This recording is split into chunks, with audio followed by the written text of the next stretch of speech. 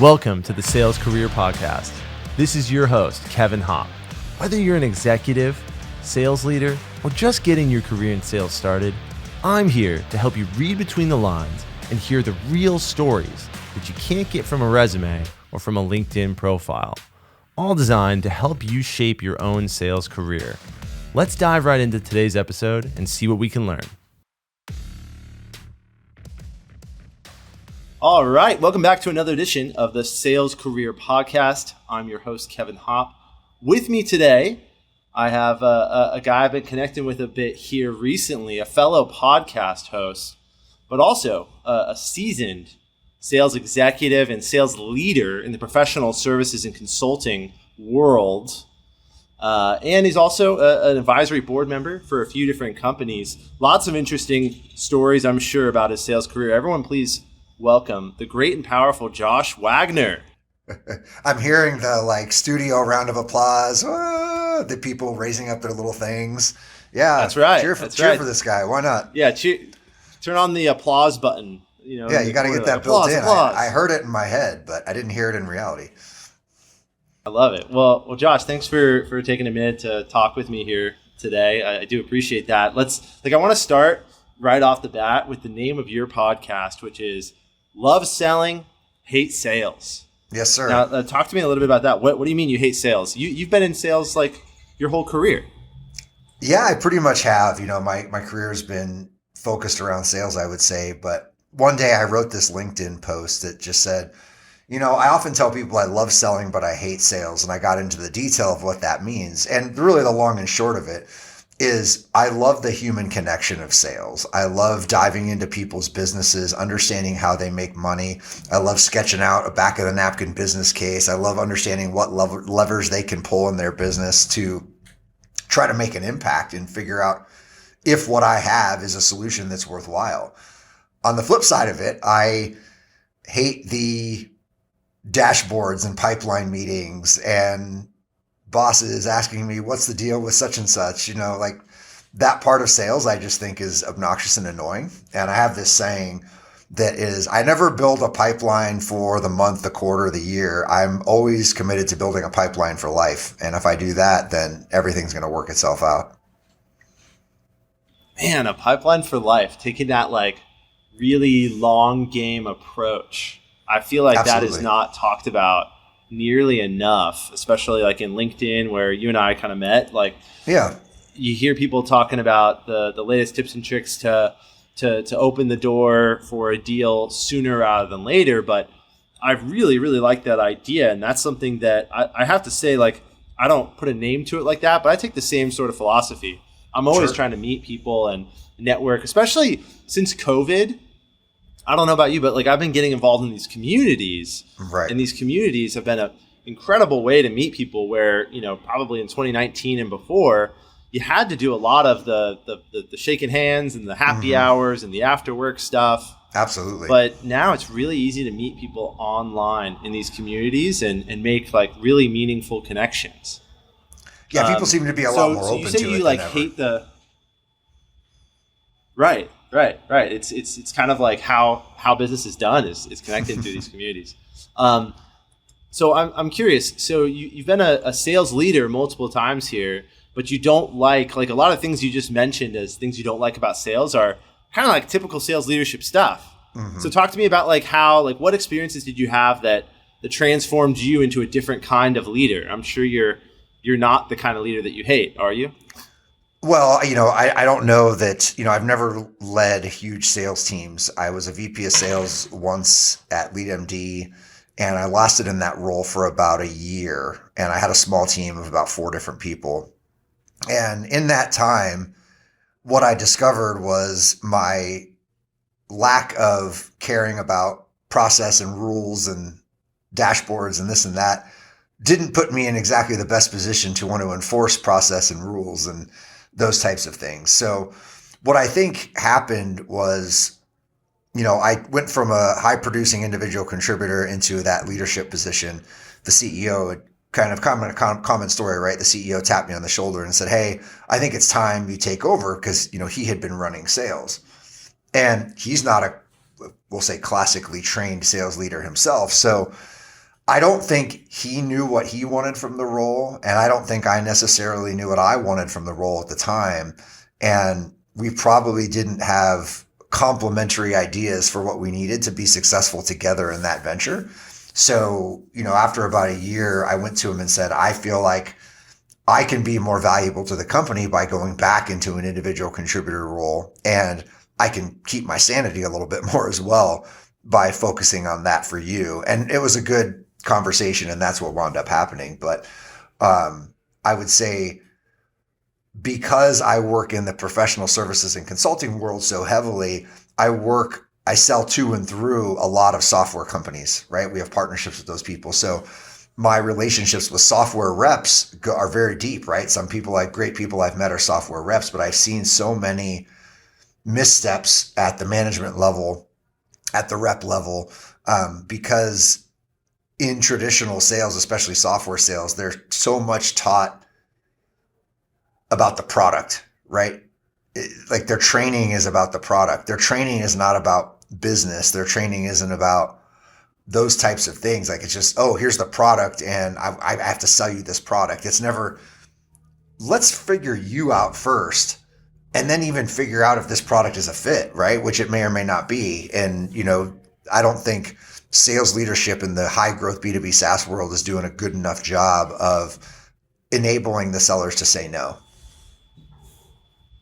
Right? Wow, what a radical concept. A seller actually turning down a buyer or turning down a prospective conversation. It's interesting because with what I do, I work with mostly really small software companies that are looking to go outbound because they don't have enough inbound. They don't have those conversations. And it's a very similar sort of problem trying to teach a new BDR, SDR when a prospect who's talking to them and having this back and forth dialogue, just don't close with them. It's not a good fit based on what they told you, right? Listening to what they say. If you're proactively listening, you're trying to build the business case for the deal in your head, you're like, that doesn't add up. This won't be any revenue this year. Then don't book the meeting, right? Don't book the meeting. It's the same idea is what you're saying, right? Where it's like if you're in a deal and a rep knows all about the software and the bells and whistles and the one pane of glass and look at this is all so cool. Yeah. But they're not really getting to understand the business and the business challenge to see if this fits. I think that's probably an advantage you have because you sell consulting services and other things, right? You've probably had to grow, tell me, did you not grow into this super consultative way and thought process around selling because you weren't selling a widget. You weren't selling one thing, right? Yeah, I mean, that comes back. That is a part of it, right? And I often tell people, imagine you don't have anything tangible to sell. Then what would you do? Right? Which I don't, right? I don't have a demo. I can't just say, hey, you want to see my cool shit? It's just, I don't have that to fall back on. And I think that's a good thing, right? But if you zoom back a little bit more, when I graduated from college, I had a broadcasting degree, right? And I was just like, all right, what am I going to do? I didn't want to go work for somebody. I knew being in front of the camera or behind the mic, you weren't going to make any real money. There is broadcasting sales, but that industry was kind of getting turned on its head even by cable at the time. So my buddy and I called him and I said, hey man, let's start a company. And he's like, well, what are we going to do? And I said, we're going to do what you do. He had been doing live event production for the last, several years. He's like, well, you don't know anything about it. I'm like, yeah, that's true. I don't, but you do. And I'll build relationships and I'll sell it. And he kind of hung up on me. So 2 weeks later, I get a call back from him. And he's like, all right, I'm moving back to Phoenix. Let's do it. I'm like, all right, cool. So, we go the very traditional route of starting a business. We have no contacts, no money, and no experience, and we fire up a business. And that's usually a recipe for success. So what I would say about that experience was we were moderately successful, right? We both managed to carve a decent living out, but what we created wasn't necessarily a business. We created a couple of jobs for ourselves. If we weren't grinding it out, there was no cash flow coming in. So lesson learned, right? But you still did learn a few things, right? You learned about CapEx versus OpEx expenditures. You learned about operating a P&L. You learned about hiring and firing. You learned about all of these different types of things that are just the basics, even though it was a very small business. the basics of business were now ingrained in me, right? Like these are things I had to learn, I had to deal with, I had to pay payroll, I had to do all of these things. So when it was time for us to move on, we split amicably. I carved off a piece of the business and kept it for myself just as a side hustle for a number of years. He went on and actually worked for Fox News for a number of years. And I wound up working with an e-learning company in the Phoenix area that was going through their own little transition. They were a traditional production company that had gotten crushed by 9/11, right? Like they basically had no more revenue because their clients had no more money. And they were trying to figure out, okay, what's up and coming, right? Where can we pivot these resources that we have into an industry that still has some runway? And they identified e-learning as a place to go at the time. So this is the early 2000s. And what was interesting about that is e-learning was actually still somewhat mature, right? Not maybe as mature as it is now, but educational e-learning was far above where this little company could get in the e-learning space. So what the founders decided was, let's do two things. Let's one, figure out in our book of business, in our client base, are any of those a good fit to convert to e-learning customers? If yes, great. Let's try to find a way to transition them. Let's grow them a little bit. And then if not, let's cut them loose, right? So I kind of had that job of trying to sell into our existing base, figure out where to go. Can we make some e-learning contacts, or can we cut loose? And the other was, since we were a little late to the game in the e-learning space, our go-to-market philosophy was, let's go find niche industries that are very compliance heavy. They don't need all the bells and whistles. They need the blocking and tackling, and they need the reporting for compliance. Let's partner with the subject matter expertise in that space who's maybe delivering live training or doing something like that, and turn them into an e-learning person, and we'll, pay them a cut on it. Right. Interesting.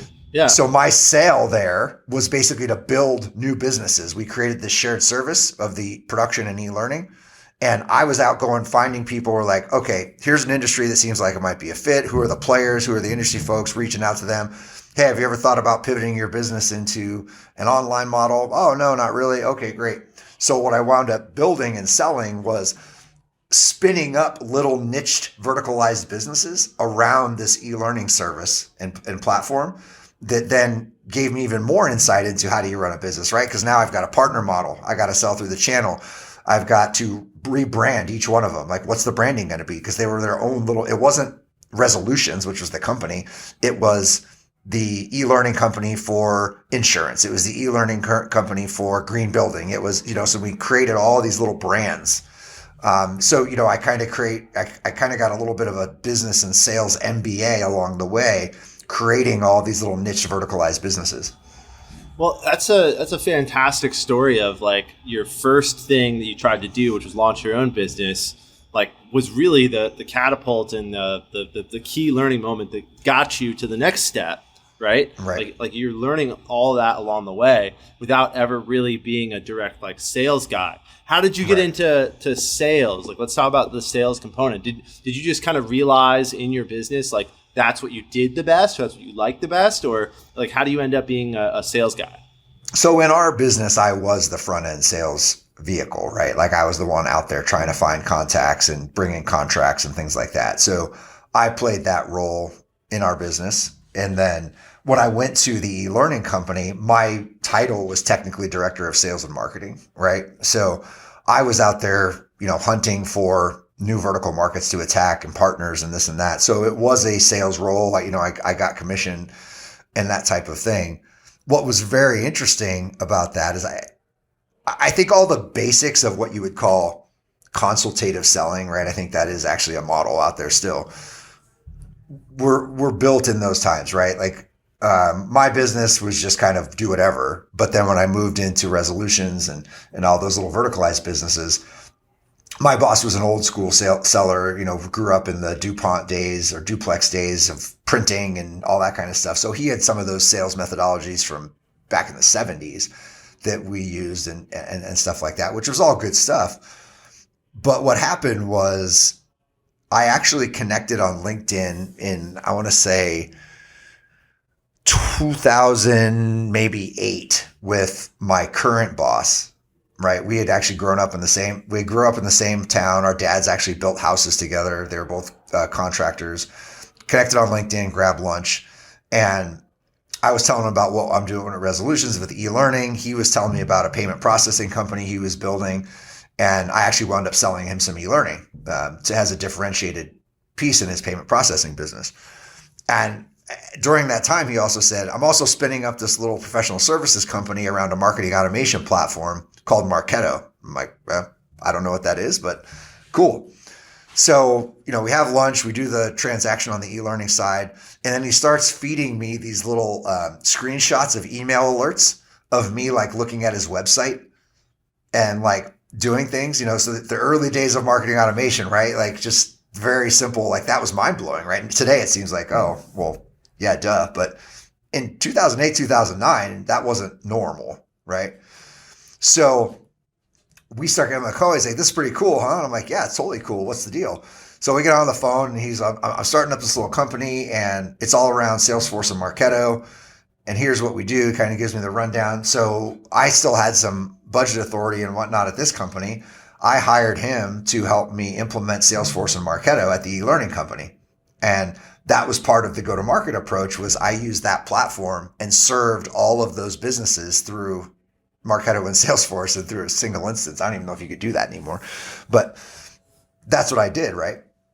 So fast forward to, I want to say 2014, I'm I guess considered a power user of Marketo at the time. And I get a text from Justin, who's my boss now. And he's like, listen, man, this thing's starting to gain some legs. I need someone to come sell this stuff who actually gets it. Cause there's nobody in this market who knows much. So I'm like, yeah, sounds great. And I come over, we have a couple conversations and he hires me at the early days of LeadMD, which was, a couple years in to be a salesperson. And that is where I'd say we really started to hone in volume and velocity, creating packages around specific products and how to scale a consulting business and sell it using, more of a SaaS-based sales model. Yeah. Interesting. It's funny you talk about like Marketo and Salesforce. Those are like two of the first platforms I ever touched when I was an intern. How funny. But I wasn't an intern until probably 2012, 13. Yeah. And even then it seemed pretty remarkable what a lot of these tools can do. And this is actually something, let's connect the two podcasts. I was on your podcast. We talked about how hard outbound is getting with like regulatory things. And that is like a real problem because most of the magic that Marketo and these other services were doing back in the day is getting severely watered down just by regulatory stuff. Like it's no longer kosher to track everything that people are doing everywhere. And Facebook's cut way back and everyone's cutting way back on the level of granularity that you can get with tracking, which is interesting. So talk to me a little bit about like that. So one of the things that I'm sure a lot of people that are listening have faced at one point or another, they say, well, I'm a top performing sales rep. And being a top performing sales rep is always great, right? It's never a bad thing. But does that necessarily mean that you would be a good leader? Or does that necessarily mean that the next step is leadership? Like, talk to me a little bit about that. Like, you mentioned it quickly, but I think that's probably a really cool story for us to hear is like when leadership comes to you and says, hey, Josh, you're the number one guy. I need you to lead a team now. And you took that on. At what point did you kind of realize like what was going on there that you're like, look, I'm better just being that lone eagle sales rep that just crushes quota? Yeah. It's a super common thing, right? You take your superstar and you're like, all right, let's replicate them and put them over a team. And we're going to create all this little team of superstars. Right.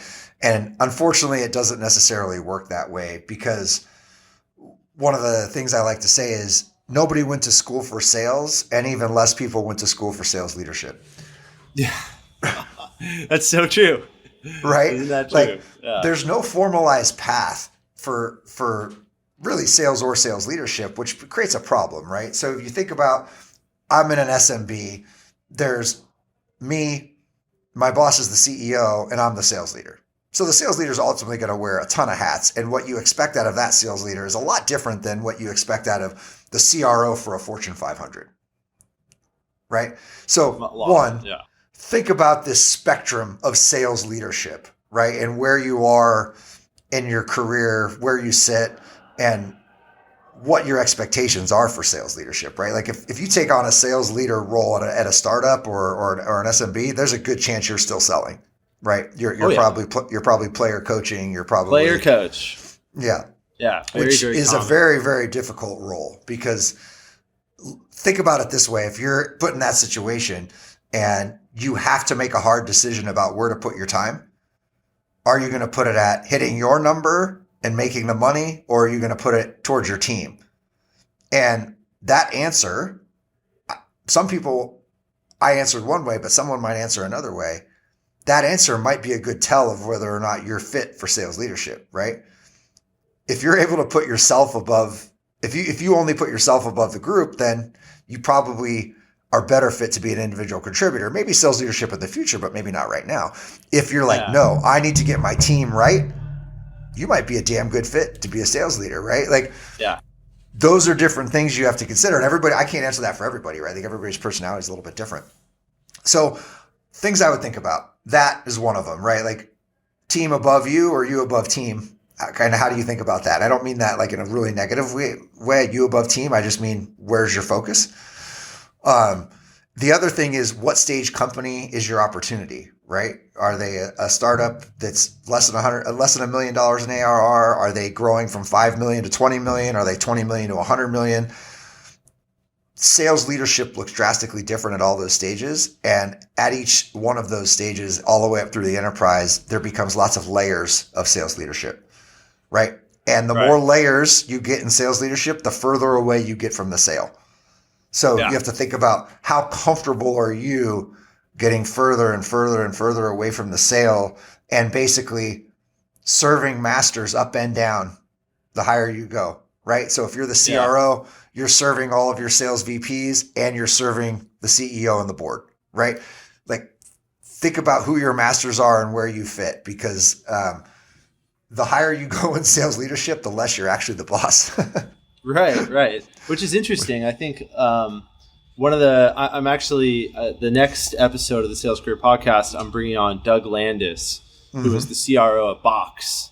Back when Box exited, and I'm really excited to have him on, because now he's a venture capitalist. But I think he'll be the first CRO title, someone who had that title on the podcast, because we're starting to talk about a world that I don't know. So I've been in sales for 8 years here, all of it in small companies for the most part. I spent 1 year at Vonage Communications, didn't really love it, and I worked remote, so I didn't interface with like SVPs of sales or CROs. I know we had one. Didn't know much about the guy. I met him at Sales Kickoff, but like, whatever. So I really do think it's an interesting question, because it's such a common thing that people are wondering, like, oh, if I'm really good at my job, naturally I want to go up. But especially if you're selling high dollar things, and I think that would be a big differentiator here. One of the other things that, like, mini tangent, like, I talked to a buddy of mine at the gym, and he's in sales. Right. He works for Geico, doing sales, right? And he's selling individuals, and he's selling like small dollar stuff. And it's hard for him to wrap his brain around the idea that, like, I was like, dude, you should get into software sales. And this is the 17th time people who listen to this podcast are hearing me say this. Like, you should get into software sales, or probably consulting services sales, probably high margin, high dollar things, right? Software can be really expensive, and it's really high margin, and the margin is how most salespeople make their commission. You sell a low margin thing, you get a low commission. High margin thing, high commission. So I was trying to convince him that, like, look, man, like, in software sales, you can just be a rep, like the title of rep, and make $400,000 a year. Like, it happens all day and night at the world's biggest software companies. You don't need to be a leader, you don't need to be a VP, you don't need to love the whole leadership thing. You can just close deals consistently and see really incredible results from it. I mean, look at Brandon Fluardi, right? Shout out. He just announced his retirement on LinkedIn. I saw that. Like, that's winning, and the guy was a sales rep. He's a sales rep that he closed so many $1 million deals, and he publicized it. Anyone who's listening to this, go check him out. Brandon Fluardi on LinkedIn. He posted his W-2. Did you see that? I saw it. Oh, he made like 1.2 million last year, and he posted his W-2. Like, that is so cool. Like, if that's the ultimate billboard for like, get into software sales. You can just be a rep and just be incredibly successful. You know, like, you don't need to go into leadership. You don't need to like, pardon me, be a guy like me who loves process and structure and strategy. Like, you can execute, right? And I'm sure that's kind of what you do. You execute. You close deals. I do, but I think, you know, one of the major, you know, I'm not old, but I've gotten older, is self-awareness is really important, right? And I think early on in your career, when someone taps you on the shoulder and says, hey, I want you to be in leadership, and then they dangle a VP title in front of you, you get excited, right? You're like, oh, I've arrived, type of thing, right? And in reality, maybe that is the right fit for you, but if you're doing it for the title, you're not doing it for the right reasons. So, you know, there are pros and cons to being an individual contributor. There are pros and cons to being a sales leader. I would say that if you are good at managing yourself, you are internally motivated, and you want to just go make money and focus on you and your family, individual contributor role, like you said, you can go chase down $1 million W-2. No doubt in my mind.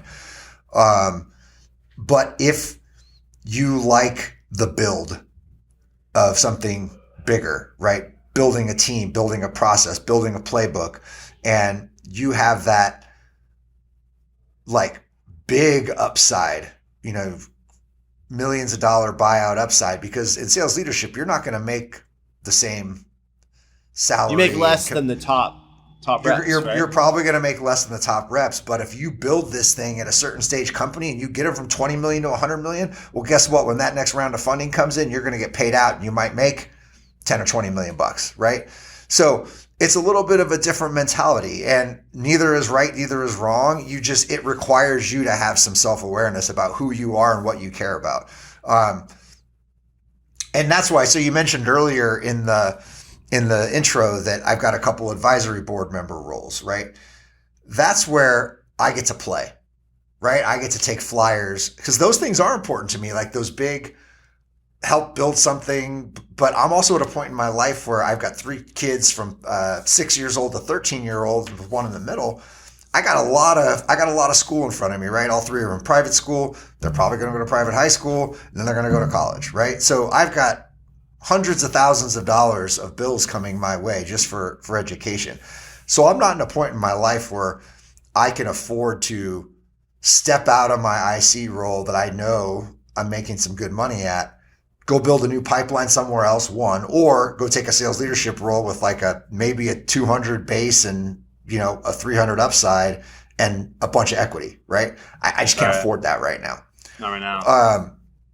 But I can get these board seats. I can take my experience and knowledge working with hundreds of different companies from the SMB all the way through the enterprise, and I can bring that expertise. I can not take any compensation other than equity, and hope that I'm a piece of the puzzle that helps them grow and get that round or get that sale or whatever it is. And then there is that pop. So it's just a long-winded way of saying there's no one size fits all. Like, if you have a desire to do some of these things, you can find different avenues to show your skills in different ways, even if you don't take a VP of sales role at a SaaS company.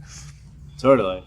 That's something that I want to get into as well. Like, I want to get to the point where I have cash flow kind of figured out, and then I can do exactly what you're doing, which is like advise some really small early stage. And then, you know, those are poker chips, right? Like, those are poker chips you hope you can cash out one day. Right, but, exactly. You know, like, you never know, but you got to play the long game with those. So long game, you know, we talked about building a pipeline for life. Those opportunities come around by building a pipeline for life. I didn't get put on these places with people I just met. I'm sure not. So interestingly enough, I told you earlier that when my partner and I split in my first business, I kept a little side piece, right? it was something I was passionate about. So I had a little sports recruiting business on the side. It was video. I created highlight videos for high school athletes to try to get recruited for college. And this was before all the online stuff, right? So I went out, shot the video, I cut them, I put together their reel, I helped them find colleges to send it to. So I had that whole business. So I went to a pretty prominent private high school in Phoenix area. So that network is really good, right? That was actually the reason I kept the business, because I was tapped into that network and I was doing all those highlight videos for all those kids at that school. And I did this guy's son's baseball video and 2 of his daughter's volleyball videos, and all of them went to college and this and that. And we stayed friends for years. He just happens to be, he's a commercial real estate guy, but he happens to be an angel investor as well. He bought this software company in his space. He called me one day. I was like, hey, I need you to take a look at something. Swung by his house, gave me the rundown, and long story short, I said, yeah, I'll come on. I'll be an advisor, and we'll take a flyer on it, right? Like I'll just take some shares, and I'll meet with you X amount of time. I'll work with your son, who's the COO now, and build out this go-to-market playbook. You know what I mean? So that relationship is 15 years in the making, and he listens to the podcast. He's been on the just little things over time, like that stuff. It just takes time. I love that. That is such an awesome point. And thank you for telling that story. Like 15 years in the making to get that advisory board seat. And that answers, what a lot of people probably have as a question, which is like, how do these people, is it just LinkedIn talking heads that get advisor board seats? Like I've had that question asked before, and I don't really know the answer. I'm not on any advisory boards. All the consulting I do is very tactical for money. Yeah. But wow, like that's awesome. Take the long game approach. Like that's valuable. Yeah. Well, Josh, we could probably ham it up all day here. Yeah. Yeah, for sure. I was just saying the LinkedIn talking head thing is fairly new, right?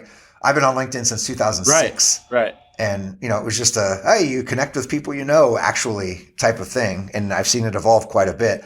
I think that those people do probably get advisory board roles and things like that. But I would say whether it's on LinkedIn or in person, the only currency that really matters is relationships. And if you really think of relationships as currency, you will find some value in every single person you talk to, and you'll treat them the right way. Love that. I love that. And that's crazy. You've been on LinkedIn since 2006. I joined in 2012, and I thought I've been around for a while. You have been. You're not that forever. Long, huh? I'm a little older than you, though. Right. Hey, a little wiser. Let's just describe it that way. You're a little wiser than I am, Josh. Okay, that's cool. Right. So we could probably talk all day, and I do appreciate your time. Let's wrap up with the same 3 questions that I'm sure everyone's anxious to hear, since you're an individual contributor. The first question: What's been the biggest commission check that you've ever gotten? Single month biggest commission, $120K. I've had several 80, 90s, but 120 is the number one. I mean, that's more than a lot of people's salaries, so that's pretty dang good, huh? Yeah, not a bad month. Not a bad month's work for sure. No, that's a great month's work. I look forward to a check like that one day. Jeez. Awesome. So the next question I always ask is, what has been your favorite job? My favorite job. So I'll give you a little bit of a cliche answer. I actually haven't had that many jobs, right? I owned a company, I worked for a company, and I worked for another company. I've actually only been in 3 different places. I did some little odd stuff in high school and college.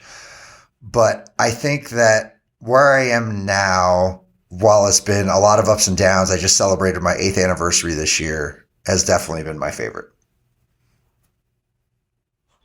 Love that. Where you are now is your favorite job. That's pretty rare. I mentioned that last week because I think last week Carl said the same thing, which is that his current job is his favorite job. And you'd hope that that's the answer always, but we all know that that's not true, right? So I value the answers that are, it's my current job, but then it's also fun to hear when people are like, when I had this fun job in college and it was the greatest, you never know. I just think it was the most accelerated growth path. Right. Which is what was why you've stuck around. Yeah, exactly. Exactly. Makes sense. Cool. So the last question is, let's imagine that you didn't have to earn money. Money wasn't a thing anymore. What do you do with your time? So a couple of things, right? I took up golf and skiing very late in life. I was 38 years old when I started both the same year, and I love them both. I'm not that great at either one. I would say I golf more than I ski, but I'm probably a better skier than a golfer just because I was a hockey player in college and that skills translated pretty easily. But I would spend a lot of time getting my kids into skiing and golf, which I just took all three skiing last weekend. It was fucking amazing. Like that's what I would do. I would find a great place for good weather, warm weather for golf, a place for great cold weather for skiing, and I would try to get my kids into it as much as I possibly could. Love that. Golf and skiing. I guess like I can't end the podcast without asking, like, what took you 38 years to get into these things? It's a great question. And especially since I was a hockey player on the golf side, so I played at Arizona State and everybody else on the team, I'm from Arizona. Everybody else was from Michigan and Boston and Canada and all this kind of stuff. And they came to Arizona. It was just like, shit, man, we're going to golf all the time. Like when they weren't in school and they weren't playing hockey, they were golfing. And it's like, Wagner, let's go golf. I'm like, I don't golf. I just never did it. And then, I started working with dudes who golfed more, and I was just like, fine, I'll go out. And I was like, oh shit, I need to get better at this. I suck. So, you buy some lessons and you meet with a coach and do all this stuff. And it's addicting. It's outside. It's good weather. When you hit a good one, it brings you back. You hit a lot of bad ones, but I don't know. That is what it is. And then skiing was a weird thing. I had a group of dudes who were like, hey, we're going to go to Park City. Let's make it an annual trip. Let's go skiing. And I'm like, I'm in. Like, you don't ski? I'm like, I'll figure it out. So I went, and then I just made it a mission because I wanted to go on the guys trip every year to go ski. So I was just like, yeah, I'll get good. Don't worry about it. And I just started skiing. I love it. I love that. So it's friendship for the skiing, but golf, you got what I call the golf bug, right? Like I'm completely sickened by the golf bug. I've got all my golf clubs are right over here, man. Like I got them close to me. I play as much as I possibly can, which is not very often when you have an infant. I have a toddler at home. So yeah, 1-year-old. Well, Josh, thank you very much, man. I really do appreciate you giving us your time here. This is your chance to tell people how to connect with you. How do they connect with you? What do you want to promote? Anything? Everything? Yeah, I would say go to lovesellinghatesales.com. That also brings you to my website, which is joshuadwagner.com. And that'll put you to the podcast. It'll put you to my LinkedIn. It'll put you wherever you need to go. But easy way to find me. My cell phone's there. If you need me, come find me. I'm easy to find. Love it. Well, Josh, thank you very much. And let's stay in touch here. Adios. Yeah, man. Thanks, Kevin. If this episode is interesting to you, please share your thoughts on LinkedIn or Twitter. Tag me, and I might just feature your post in an upcoming episode of the Sales Career Podcast. Or if you want to connect directly, go to hoppconsultinggroup.com and we'll find a way to work together. Cheers.